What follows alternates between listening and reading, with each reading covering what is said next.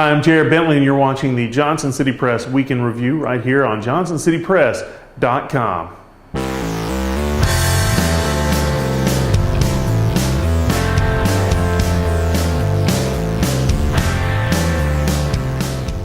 This week has seen more discord and disharmony amongst politicians and political talking heads, especially from the top. After giving contradictory statements about Charlottesville last week, Donald Trump traveled to Arizona and gave contradictory statements within the span of 24 hours.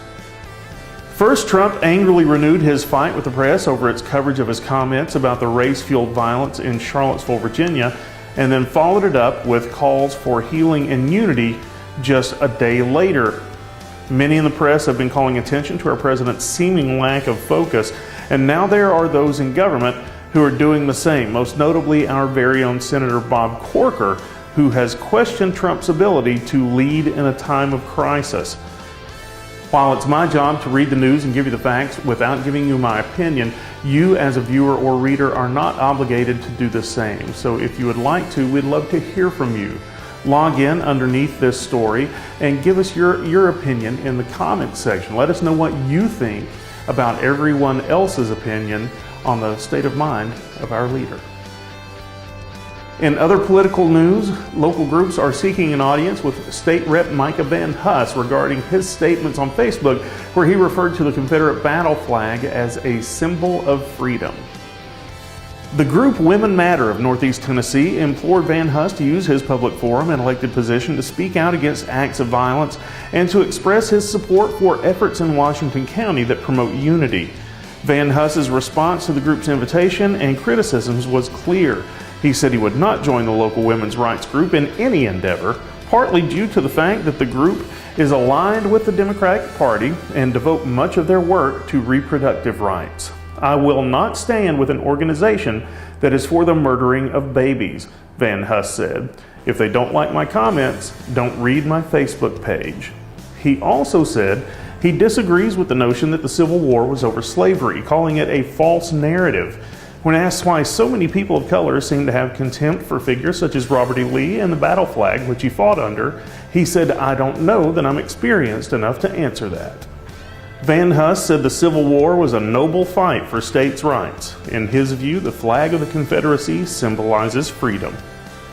Worried parents in Elizabethton, at least on the West End, have a little less to worry about this week. The Elizabethton City School System announced on the city's website Thursday that research on reorganizing the schools has been tabled. The announcement was made after it became apparent that the state would approve a waiver that would make Westside Elementary eligible for federal funds. With no waiver, the school system had been considering a move to place all kindergarten and first grade classes at one school, second and third grade classes at one school, and fourth and fifth graders at another school. The East Tennessee State University football Buccaneers will kick off their season next week in a brand new stadium, a stadium that has a new name, the William B. Green Jr. Stadium. ETSU President Brian Nolan said the decision to name the stadium after Green was for his support for ETSU for more than 40 years through funding scholarships and enhancing facilities like the Warren Green Golf Center, which opened in 2004. There's not a speck of this institution that hasn't been touched by Mr. Green, members of the board of the Bank of Tennessee, or the bank as a whole, Nolan said at a press conference. From the golf facility, the scholarships, to the stadium that's behind us, we as a university are a better university because of Mr. Green. Congratulations to Mr. Green. We look forward to years of good football out at ETSU. Don't forget this weekend that the fair is still going on in Gray. There's plenty of good entertainment throughout the region and plenty to do. Just look at the Johnson City Press or visit our website at jcpvideo.com to find out what best fits your mood for the weekend to come. This has been the Johnson City Press Week in Review here at jcpvideo.com. I'm Jared Bentley. Thank you very much for watching.